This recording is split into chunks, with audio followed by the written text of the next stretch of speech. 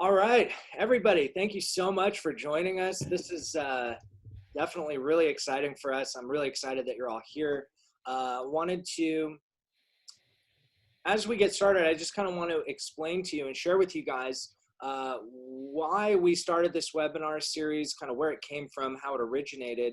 And basically, Shannon, Vicky, myself, and TJ Woodward, at the onset of all the COVID-19 stuff, we were getting a lot of calls from people in recovery that were really struggling emotionally and mentally with everything going on.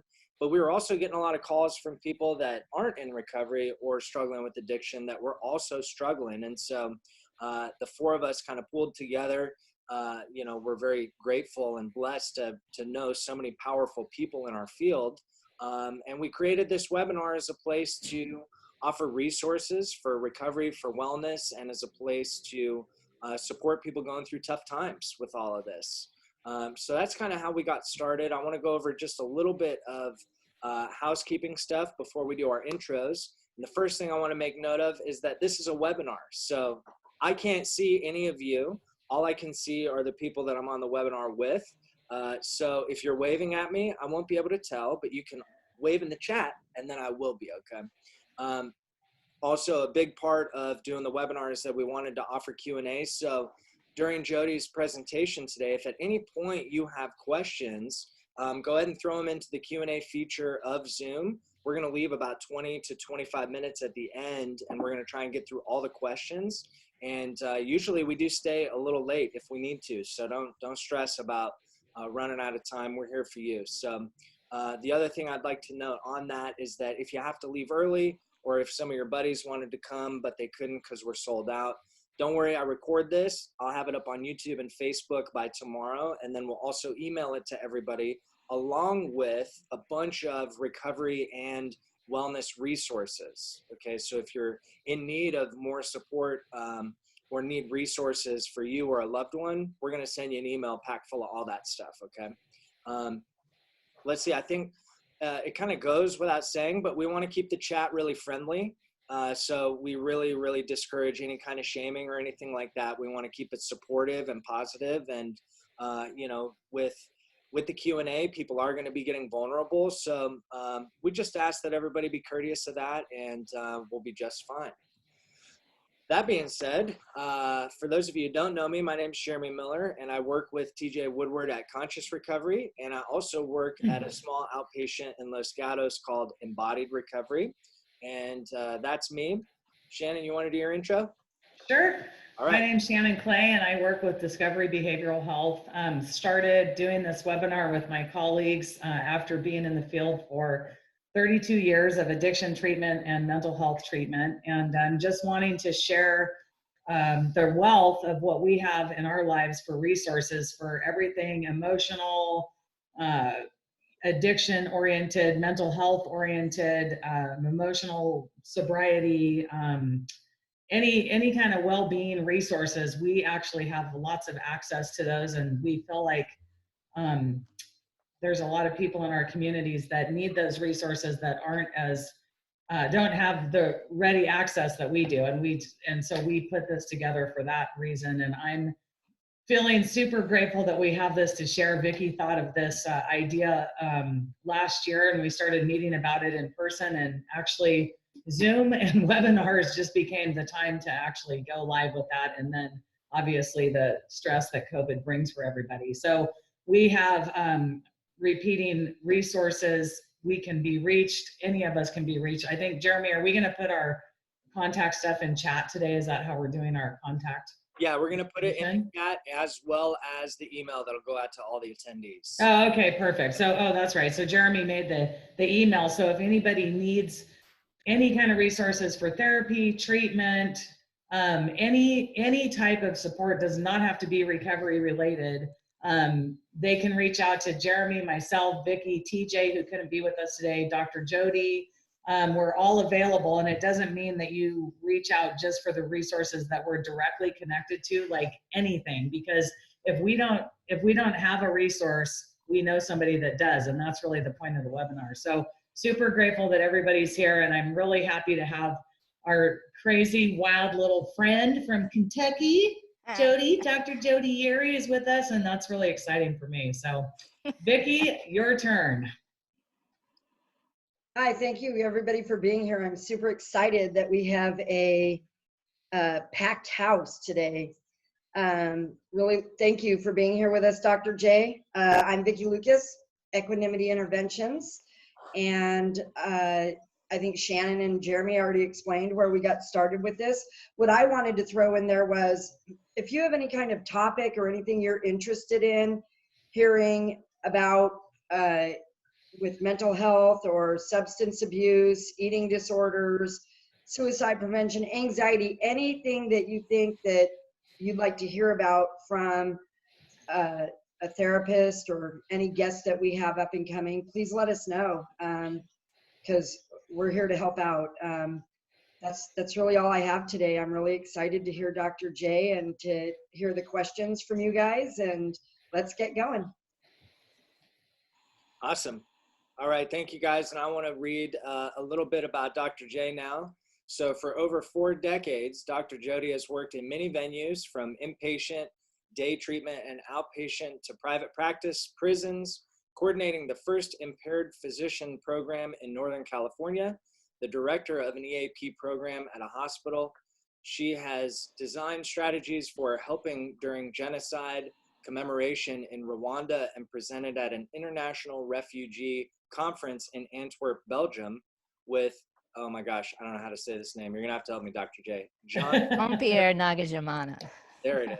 A Rwandan psychologist. She has spent the last decade devoted to learning about the impact of stress on the brain body from her mentor, Mary Dahlman, PhD. And although Jody will frequently say that she does not speak science, she has a tremendous respect for scientific research. She is currently finishing a book on stress, is a singer-songwriter telling stories about the dark side of life and recovery. And you can check her music out on Spotify. We had it playing in the waiting room. I hope you guys caught it. And I'm also going to plug it in the email too, because she's a really good musician. It's a lot of fun. So that being said, Dr. J, you're up. Well, hello, everybody. So the topic today is, I'm stressed. How about you? I wish I could see a show of hands. I suspect everybody out there. Yeah, there's one. All right, come on, get honest. Anyway, life is stressful, and all the time. Life is always stressful. But we're in unusual circumstances right now because we're in a pandemic, and a pandemic is stressful. And the problem is not stress.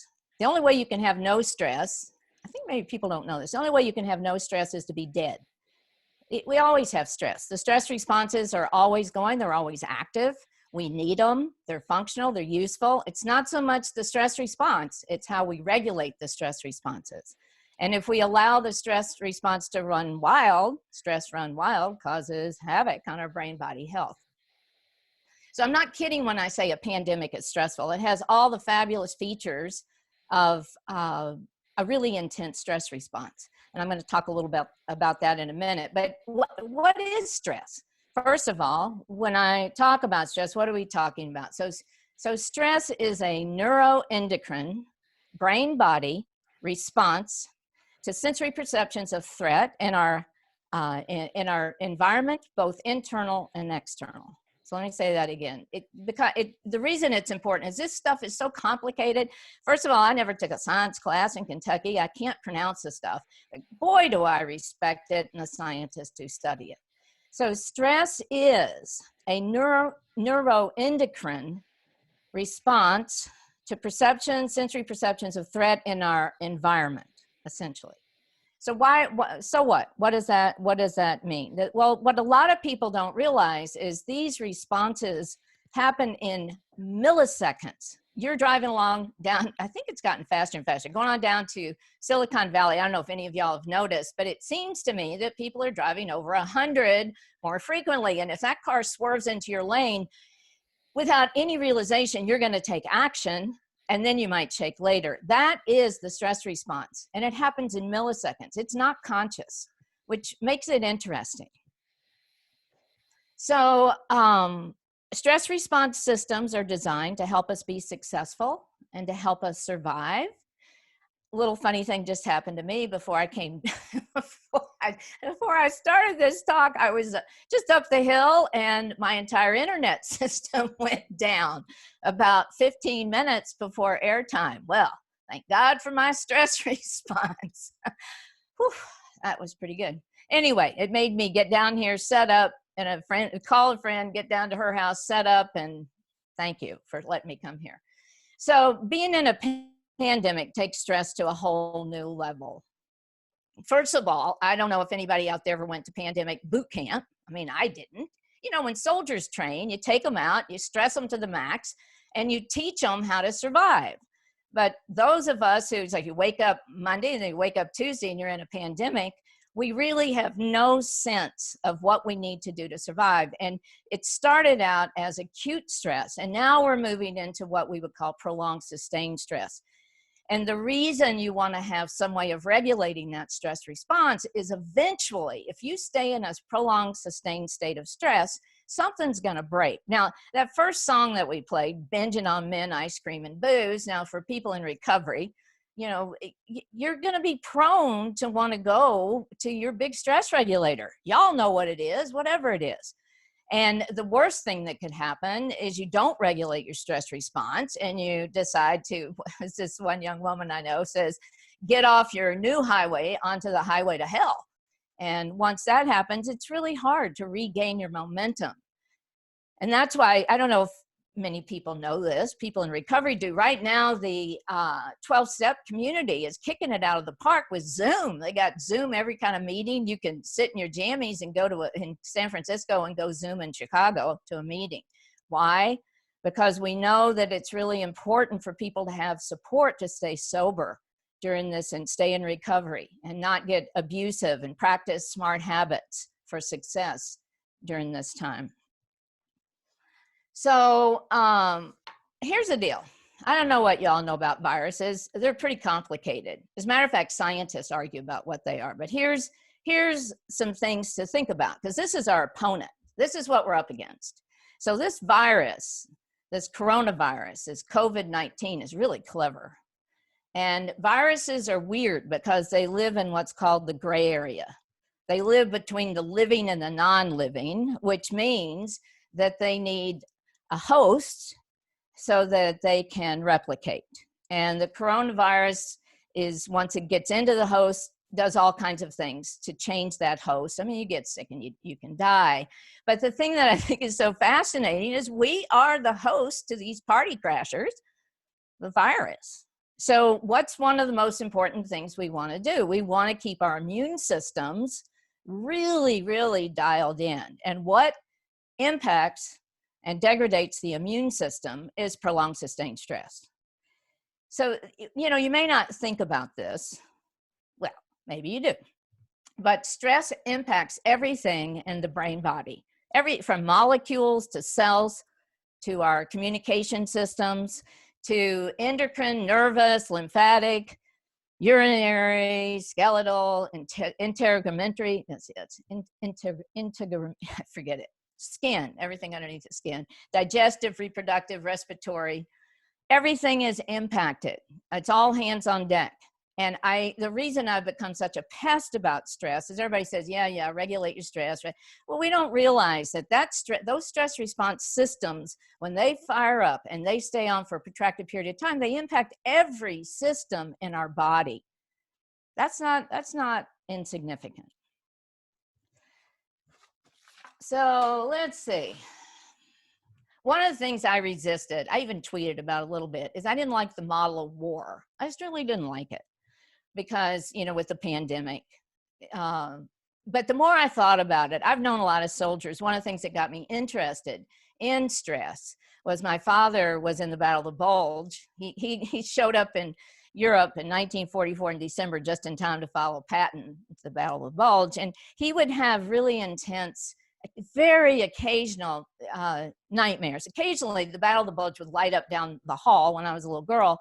And being in the South and everything, my mother would come on in and say, well, everything's just fine. Well, in the morning, I would wake up and think, well, everything didn't feel just fine. My dad was really sweet.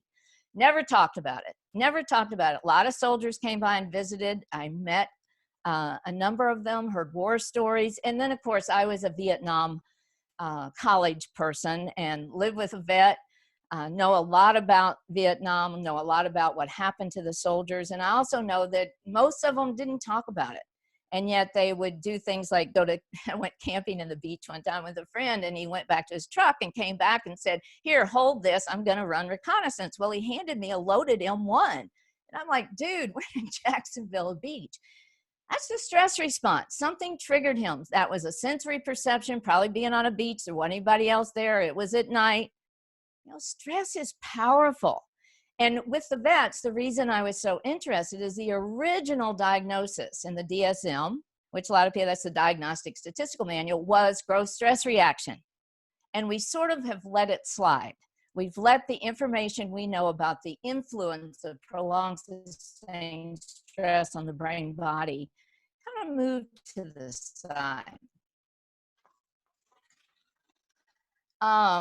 When you go to battle, you have gear, you have a leader, you have direction, you have orders, you're organized, you know what to do. And with the virus, I don't even know where to put my hands anymore. I mean, it's like when I go outside, it's like so scary. Where am I supposed to put my hands? What do I touch? Am I safe? It's a very intimidating enemy, and we don't necessarily know exactly what to do. So who cares? Well, I do, because it increases the stress response. Anything that is novel and unknown will enhance that stress response more than you want it to be enhanced. So one of the things I got interested in was my son was living in Rwanda, and I was curious what I could offer in terms of stress regulation training, teaching him for genocide commemoration. Every year there's 100 days where they commemorate genocide against the Tutsi. One of the things that we did was teach stress regulation. And the way we thought of it was dividing it from 1 to 10. And you guys can do this. Make your own up. I made this, you're pretty cool. You're still oriented, you're relational, having a pretty good time, can talk to people, still can sleep, able to eat, able to function. 5 to 7, you're becoming less relational.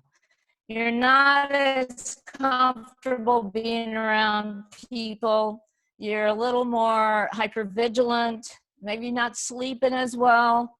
And then when you get 8 to 10, you are going to be reactive. Now, we all have seen in the newspapers that domestic violence is up. It's not a joke. And not only that we don't have responders that are available to go out the way that we used to. It's up. So is hitting us. Ask anybody in the field of addiction or domestic violence. The problem is you take people and you put them in a house. They're not able to stay in place. You have the stressors that are building. You may have economic pressures. You may have people who are not conscious of how stressed they are. People may not be sleeping. And then one of the things is, and pretty soon you have a situation that can become potentially very adverse. And right now, we all know adverse experiences impact child development. Our deepest well, a book she wrote about adverse childhood experiences, and we are the co-regulators. It's our job as friends. It's our job to help other people regulate their stress response. And I think we don't always consider this. With children, they need caregivers who have, I'm going to say this, who are carrying their shit around in a bag. I mean, they can't be messed up all over the house. I have kids that I have treated who grew up in a house that was more stressful than riding a bull ride at the rodeo. You know, a bull you get on for 8 seconds and you're an adult. You're an adult cowboy, but no child ever wakes up in the morning and hopes there's more violence in the evening. So we have to be thoughtful about when we say, oh, domestic violence is up, alcohol drinking is up. We have to be thoughtful about the kinds of environments of stress that people are living in and talk about stress. Talk about it. You know, I think last night was the first time I heard the word stress a lot. Well, why? So here's the thing. The more stressed you get, the more reactive you become, the less access you have to your prefrontal cortex, and you're going to be living in your lizard brain. And here's the deal. There's usually two choices. You can be a nice little shy, timid salamander sitting on a rock, hoping it's pretty and going to match your color scheme. Or you're going to turn into a Komodo dragon and kill somebody. It's not a joke. We lose rationale. We lose the access to the prefrontal cortex. And then you mix it faster. So, okay, let's talk. I know you all really just came here to me talk about what to do, right? Finding the gap of calm. It's not complicated. It's not complicated at all. There are 6 basic strategies that you guys need to master and become warriors of and develop the habits and the rituals of. The first one is social support. Now, why in the world we named what we're doing social distance? It's physical distance. It's not social distance. This is social. I'm seeing more people on Zoom than ever. I'm hollering out my window to say hi to people. I wave at people. It's not social, it's physical distance. And the reason it's so important to think about that is we're mammals. And one of the things that causes mammals to get really nervous, by the way, I use the word nervous because stress is the nervous system. The reason mammals get nervous is when they don't have other mammals to be around. She can't see who's down the way. They get nervous. Social interaction with other mammals helps comfort us. And I think sometimes we're just too casual about that. Why are they having all these meetings on Zoom, recovery meetings? Because people need social support. So that's a big one. One other thing I can say is there's a difference between loneliness and isolation. Isolation is one of the hallmarks of addiction for all kinds of reasons, which I'm not going into. This isn't for addiction today, but isolation causes all kinds of problems. And oftentimes with isolation, you have a little bit of a choice whether you want to do it or not. You also can get a dog and a pet, and there are various ways you can have that kind of contact. Okay, that's social support. The next one is nutrition. If I hear one more person say, yeah, it's not the college 20, it's the COVID-19. I'm like, it's not funny. You don't want to be eating yourself into a stress response. You know, of course it's good to use food for replenishment, but the only way you can gain weight, it is not about gaining weight, it's about how you use your food. And right now we need to really fuel our body successfully. It's really important to use food as nutrition. Okay, I'm going to confess, the first week, because my husband's watching, the first week I did with my Instacart order 6 boxes of Skinny Cow ice cream sandwiches. I got to admit that. and when he opened he's unpacking her. He goes, what's this? I said, look, some people stockpile toilet paper. I'm going to stockpile me some ice cream. Hence the song, Binging on Men Ice Cream Booze. I only did that the first week. That's all. I'm going to confess, practice honesty in all your affairs. So when we think about nutrition, the problem is right now we have some people who are food challenged. They don't have access to food. They don't have money. They don't have jobs. And it's a real problem. I learned this with my Rwandan friend, Jean-Pierre. He challenged me on some of my stress regulation strategies. He goes, well, what if you're in a refugee camp and you get cornmeal and you're allergic to it? How's that going to regulate your stress response? Great questions beyond what we're doing here. But I learned a lot by what I was able to experience being with him. Okay, so we have nutrition and we have social support. We also have moderate exercise. You got to move your body. I don't care if you put on YouTube and sit in your living room and groove a little bit. Doesn't really matter, but you need to do about 20 minutes of moderate exercise to help with the stress response. I was reading about this before I was going to do this talk. They don't exactly know why exercise helps with the stress response. It's sort of interesting. They don't really know why. But I know when I exercise, I put my shoes on, I walk 10 minutes one way and walk 10 minutes back. I sleep better. It makes me feel better. I don't know, maybe you get outside, you see things. You got to have moderate exercise. You also have to have a little bit of fun. I mean, after all, we call it play. My husband got cancer, and he got cancer, and everybody was saying, "Oh, you need to go to cancer support group." And I thought, I'm not going to cancer. What do I want to do that for? So I signed up for San Francisco Comedy College, and I came home and told him, and he's like, "All right, you can't talk about me." And I said, "No problem, dude. You're not funny." But for a year, I would go to this comedy college, didn't know anybody. They're all kind of odd like me. And we would all get up and pitch jokes. Why? Because it was distracting. They weren't particularly funny, but that in and of itself was funny. So you have to find some way, whether it's playing a game of cards, or I know people who play games online, Scrabble, or you have to have some way of laughing. And there's a lot of humor online that you can look at. Old things. It doesn't matter what it is. Whatever it is that makes you laugh is really important. And then the next one is awareness, which a lot of people would call meditation, mindfulness. I like to call it awareness. I find some people, if I suggest that they meditate, it doesn't appeal to them, but we can all learn to be aware. We're not sure how much of consciousness we're actually aware of. Maybe the Dalai Lama gets 5% and he meditates 4 hours a day. I mean, most of us walk around completely oblivious to what's going on in our lives. But if you take just a moment, I like apps. So one of the things that you can do is it's going to call the emergency. That's funny.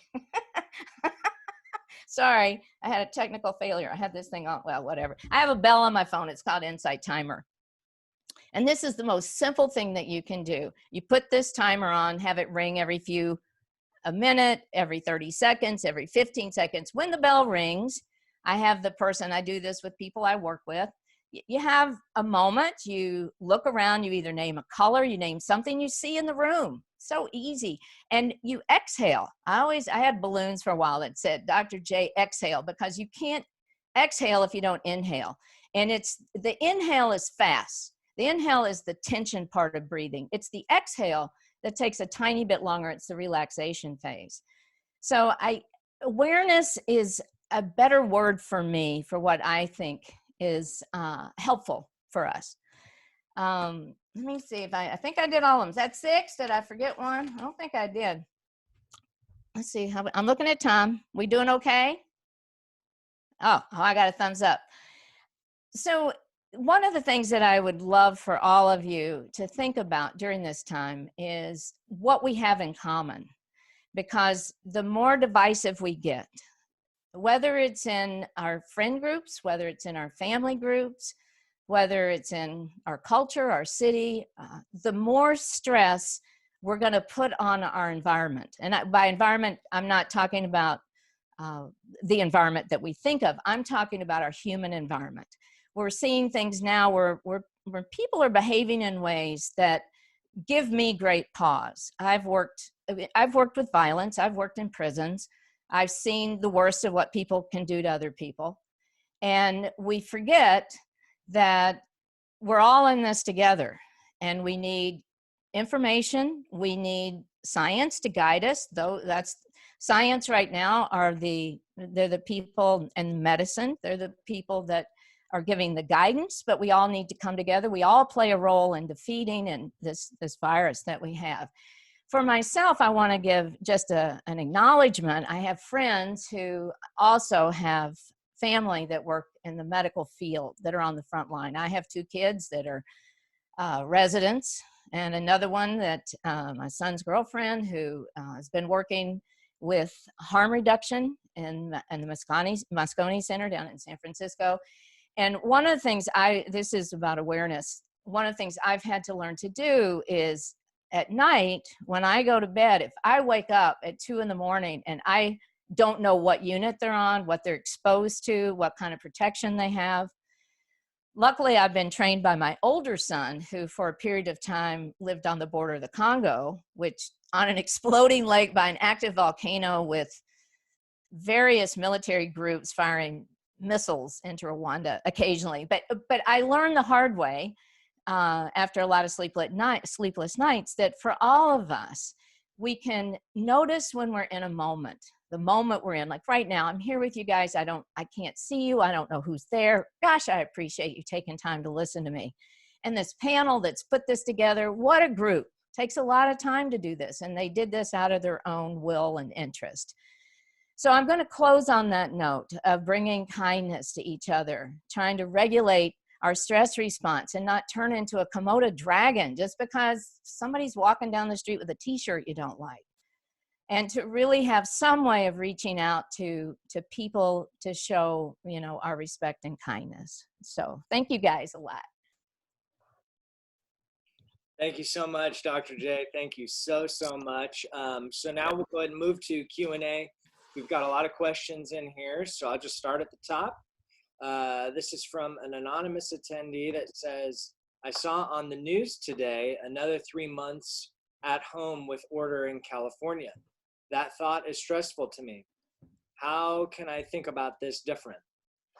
Well, that's a great question. So one of the things that helps is we have 3 choices. We can, let me back up. My mom was a lot like Chicken Little. I think she made Chicken Little look calm. She was a very nervous person for all kinds of reasons. She survived the first pandemic, 1918. She survived the Depression, and she survived my father not telling her when he enlisted to go to Germany and fight in the war.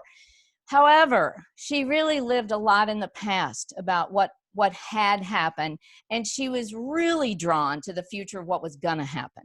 And one of the things she had a really hard time doing was living in the moment. So 3 months, okay, all we really have is the moment we're in right now. If you have issues around finances, that's tough. That's a problem.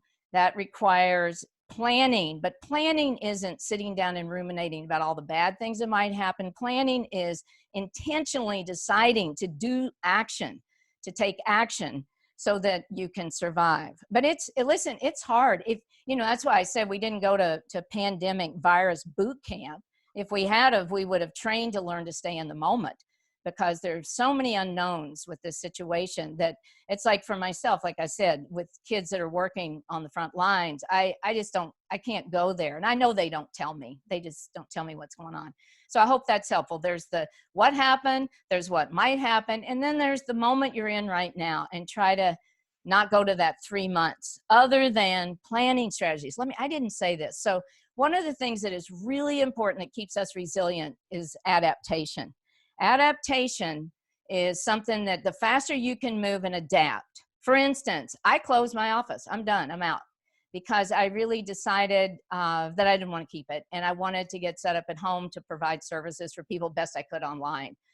So that's adaptation. So you have 3 months. How are you going to need to adapt? What do you think you're going to need to do? And that can help with that stress response. Awesome. Thanks, Dr. J. All right. Good question. Okay, let's see. This next one says, do you have any experience with, I'm going to pronounce this wrong, stellate ganglion block? Nope. Okay. Ross or Sir, that's not in my wheelhouse. You can call Dr. Dahlman and ask her about that. She'll give you no. Okay. Out of my scope. Let's move on to the next one here. It says, during the day, we are busy with our everyday work, family, chores, etc.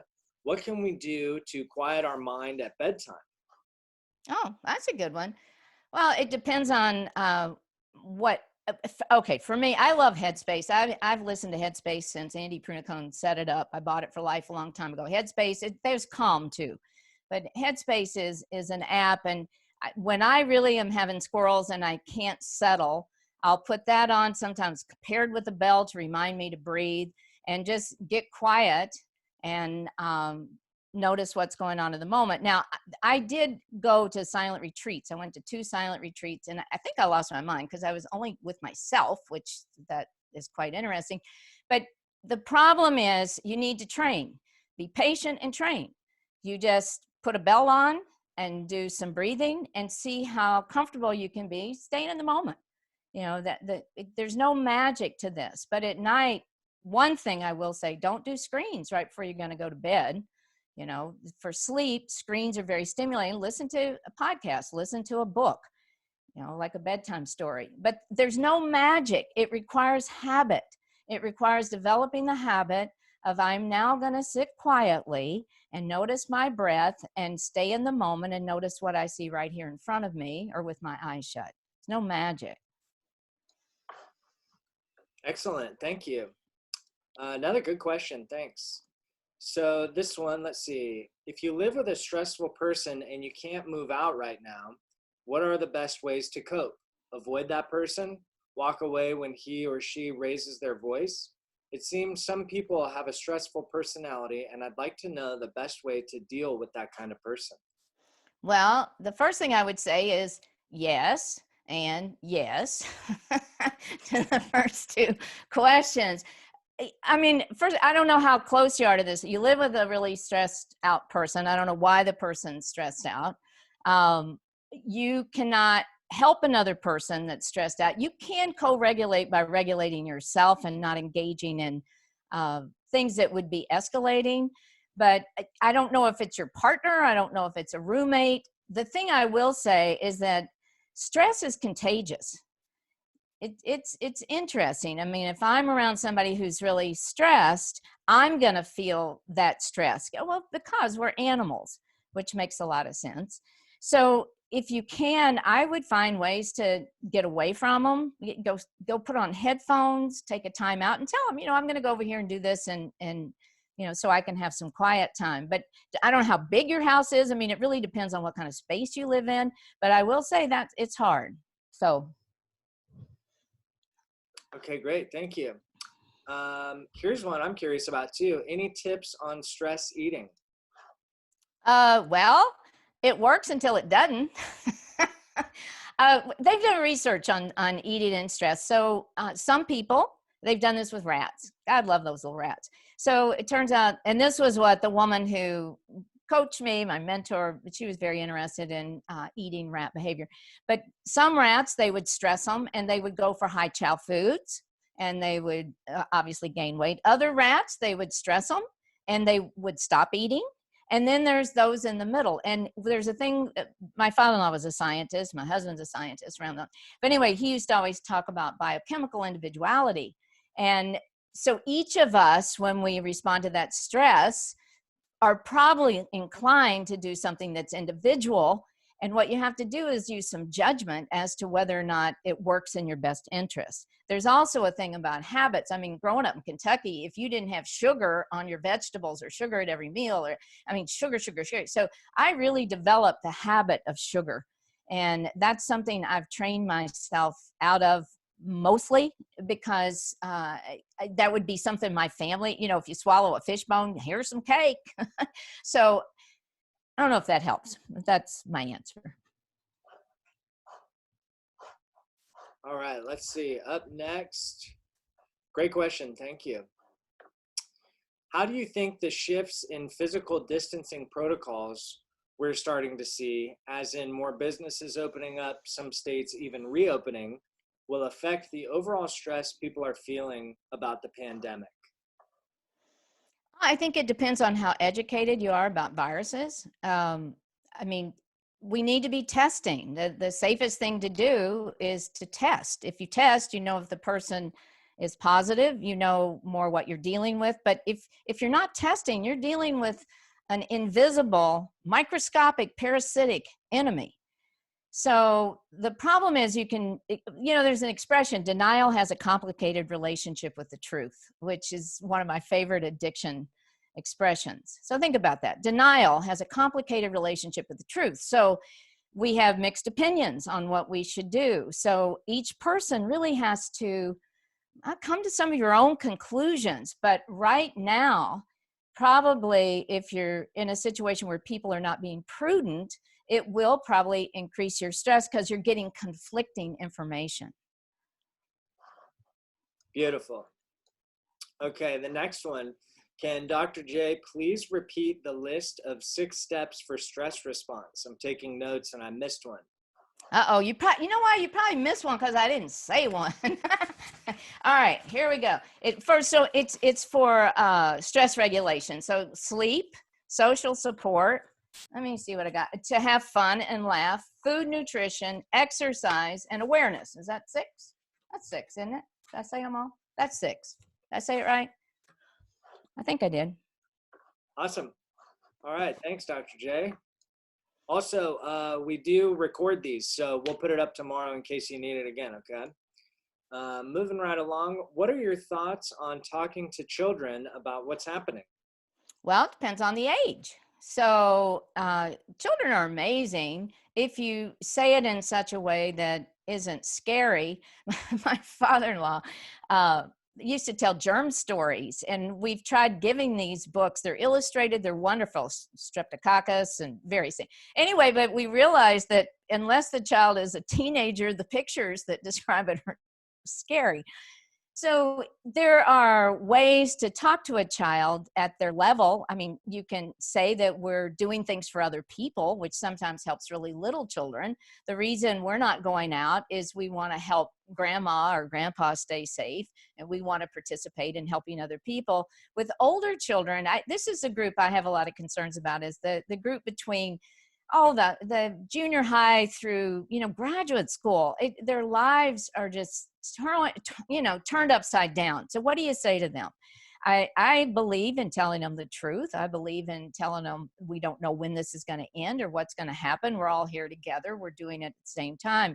But the hardest thing, I think, is when you tell them to make sure your information is really clear, to make sure you know what you're talking about, and to not do it from a point of view, oh my God, we're all going to die.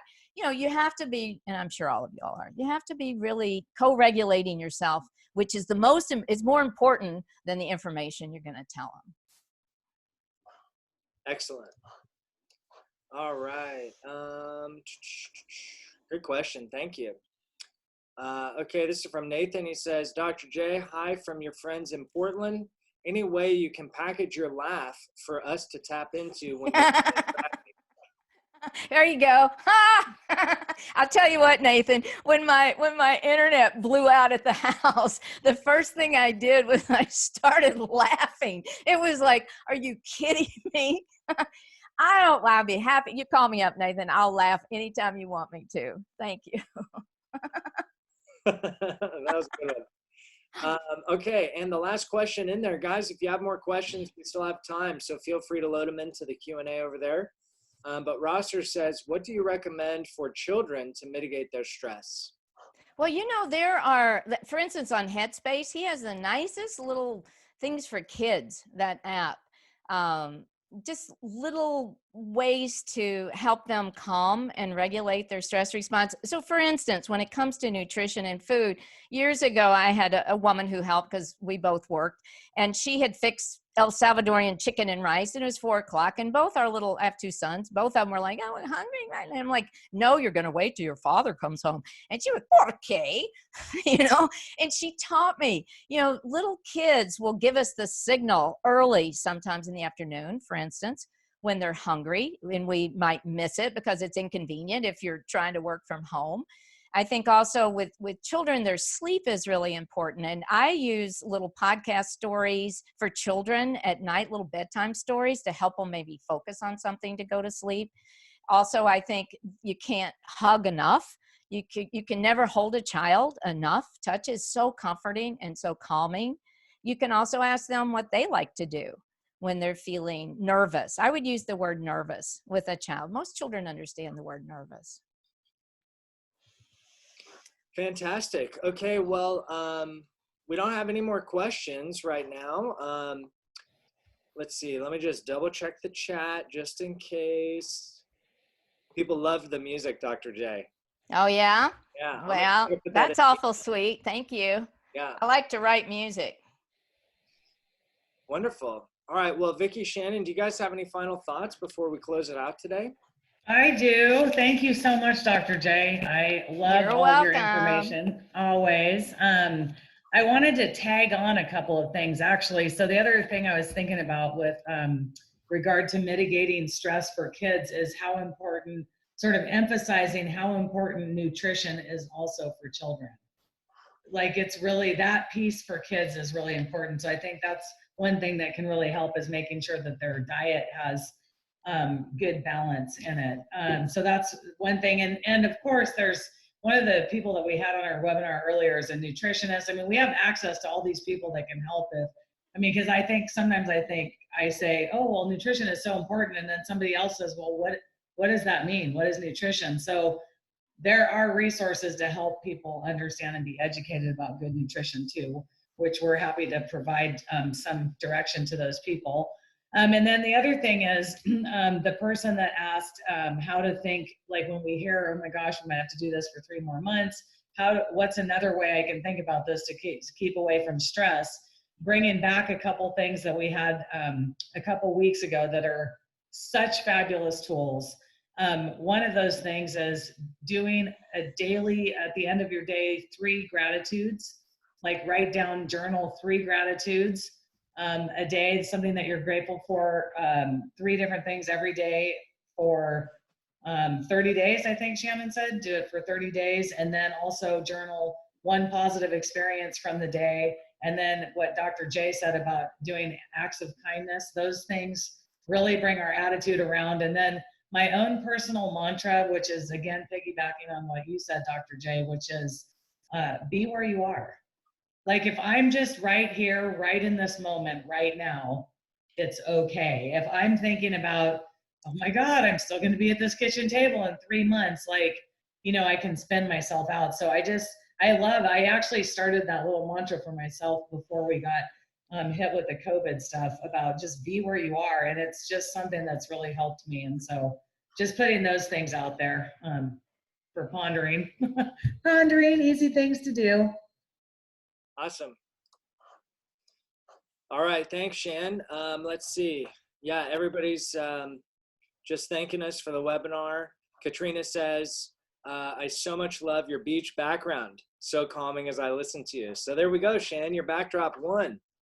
I like that. All right. I love it. Also, Jeremy, plug the survey thing. Don't forget surveys. Yeah, we're going to plug all this stuff right now. Here we go. All right, for the plugs, here's what we're talking about. So after every one of our webinars, we send out an email blast that's going to include a survey. We really, really, really appreciate the feedback on the surveys. That's how we've been evolving our webinar series to make sure that we're getting you guys the best content we can.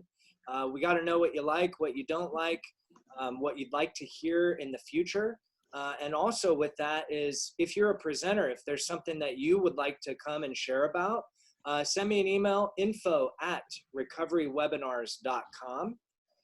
That I'm going to give it to you again. That's info@recoverywebinars.com. Or you can get in touch with either me, Vicky, Shannon, or TJ, and we'll get you on here. That'd be awesome.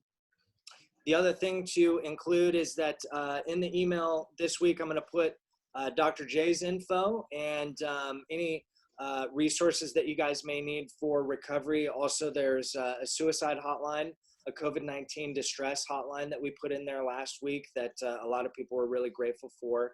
And again, one more reason to do those surveys. We have all these resources, so whatever you guys need, we'll put in there. And then Dr. J, before we get out of here, do you want to let people know where they can find you? Well, I realized one thing I forgot. Jean-Pierre told me. I forgot sleep. Oh my God, it's the best stress regulator in the world. You have to find ways to sleep. Thank you, Jean-Pierre. You can find drjody.com, and that's Jody, drjody.com. There's a contact info there, and I have my office phone, and if you have questions, feel free to call me. I also have little things about gap of calm and stress. If you look in the menu, you can hear my music while you reading, and you can hear a radio show I did with a friend, Lise. So thank you guys so much. We had one more question, you guys, that Vicky pointed out. Jeremy, did you see that? I did. I think it's important, and Dr. J probably has a really good, could address it really well. Okay, here we go. I feel like many people are grieving right now. How can we best deal with grief? Great question. Well, you know, it certainly, so it's complicated. This is one of those things. To me, grief is complicated. And I'll tell you why I think it's complicated. A lot of us have memories that can get pulled up. I want to say this. So emotional memories are like pop-ups on the computer. You see a pop-up on the computer, you can choose whether or not you want to open it. And if you open it, God knows where you're going to go and if you're going to get out of it. So when we talk about grief, there's grief we have right now, the grief we're experiencing if you've lost someone. if you have lost your home, you've lost your job, you don't know what's going to happen. And then there's the grief that gets coupled with other things. I mean, it can link all the way back to unsightly deaths, and depending on what your history is. So I recommend first sorting your grief. Is it grief for something that is actually happening in the moment? It's actually happening right now. Or is it also grieving for everything you've ever lost in your entire life? Which I say, if you want to do that, it's like spelunking. You want to go in with a flashlight and a rope and a guide, so you make sure you get out. But yeah, we're all grieving. We have a loss of the culture as we know it. There's so many things that are shifting right now. It's fast shifting. That's why fast adapting is really important. And I recommend reaching out to someone who you can talk to and say you're sad and is a good listener, but also finding ways to resource that and to be resilient and process it, as quickly as you can. I hope that helped. Beautiful. Thank you so much, Dr. J. And really, again, just thank you so much for this webinar. I personally got a lot out of it. I know based on the chat, people are pretty excited about it too. So we'll make sure to get this video up as soon as we can. Vicki, Shannon, you guys any final thoughts? Yeah, thank you so much, Dr. J. I actually took notes today. I was getting so much out of it. It's the only way I can remember things. And, when somebody asked about the stress eating, I immediately wanted a bowl of ice cream. I just had to point that out. I went right to sensory cue. Another question is in there, Jeremy. Just saying. What's next week's topic? Oh, thank you, Danielle. Next week, we're going to have Brandon Novak on here. He's an MTV personality. He was in Jackass, Viva La Bam, a bunch of shows like that. And he's written a bunch of New York Times bestsellers, was a pro skateboarder. So he's going to be on to talk about when is enough enough. We're talking about addiction and what it looks like to finally be ready to quit. So I'm really excited for next week. It's probably going to be another one that sells out. So for all you guys that are here with us, what I recommend doing is jumping over to Eventbrite right now and getting signed up, because it's going to be packed. Agreed. And Jeremy, one more question is in Q&A too. Since we said we'd stay here, Dr. J, we're going to torture Dr. J. It's all right. Bring them in. Batter up. Bring it on, baby. That was the question, I think, Shannon. No, there's another one. That's Shannon's on it. How to know or sort your grief. How to know that my stress responses are based to the moment and not my past stressors. So one of the things, so I do treat highly adverse experiences, better known as trauma. So one of the things I look at is the degree of reactivity a person is having relative to the experience. So, and most people can tell you if it's linking. So most people have a sense of where it's going. If it's something that, let's say you lost 3 friends in an automobile crash, and then you had someone who attacked you. I mean, you think of the linking, and then you had your brother who was in combat, and now you're in this situation with rapid change, and you had to move all the time as a kid. You can first start with where you are right now. And then if you want to go to an intensification of reprocessing, I like to call that that's actually reprocessing therapy. There's strategies that we use to help people. If you're going to link, you need to probably do that with someone. So I don't know if that's helpful. That's a complicated question. It's a great question. Yeah, and I'm getting the sense that we might have to have you on here again, Dr. J. Okay. Right. All right, you guys. Well, we're going to go ahead and sign off, but thank you all again so much for coming. Dr. J, thank you so much for your insight. This was absolutely terrific. I can't wait for next week. And again, be on the lookout in your email for something from me.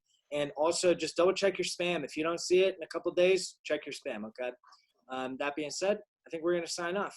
Thank you, everyone. Bye-bye. Bye, guys. Thank you so much. Thank you. Thanks, Dr. J. Thanks, Dr. J.